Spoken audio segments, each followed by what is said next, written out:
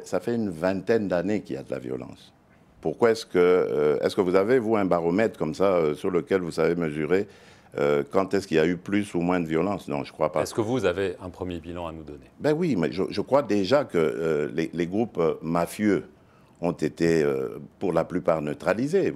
Je crois que vous avez quand même appris que les recettes de ces provinces ont fait un bond en avant. Donc ça veut dire que l'état de siège a eu au moins du bon de ce côté-là, celui de sensibiliser les ressources et donc pouvoir maintenant les injecter dans des programmes de prise en charge de ces groupes armés afin de les désintéresser de cette question. Parce qu'il y a aussi le côté pauvreté, chômage et tout ça qui les avait amenés dans ces activités. Il y a en Ituri, par exemple, plusieurs groupes armés mono-ethniques qui se battaient justement pour des raisons ethniques, qui ont fait la paix et qui sont prêts à complètement sortir de ces activités. Donc, il y a une lueur d'espoir, mais évidemment, je ne dis pas que tout est parfait. Ça ne pouvait pas non plus l'être. Moi, je ne me faisais pas d'illusions. On est dans une zone où il y a eu une vingtaine d'années de violence et de mafia et tout ce que vous voulez. Ce n'est pas en un an qu'on allait mettre fin à tous ces fléaux.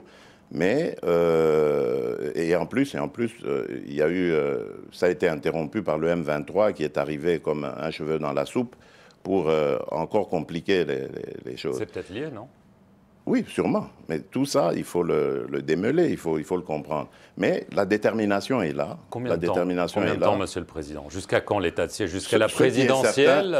Ce qui est certain, c'est qu'on allait déjà faire un premier bilan. Je vous ai parlé du M23 qui est venu comme un cheveu dans la soupe interrompre tout. On allait, avant les vacances parlementaires qui viennent de se terminer maintenant, donc au mois de juin, on avait prévu une table ronde avec les élus, la société civile locale, pour voir ensemble et évaluer vraiment de manière franche la situation de l'état de siège. Malheureusement, on a dû tout interrompre pour faire face d'abord à cette agression. Et je crois que si avec Bunagana, ça se résout, on pourra revenir sur ce débat-là et voilà. Ce sera avant la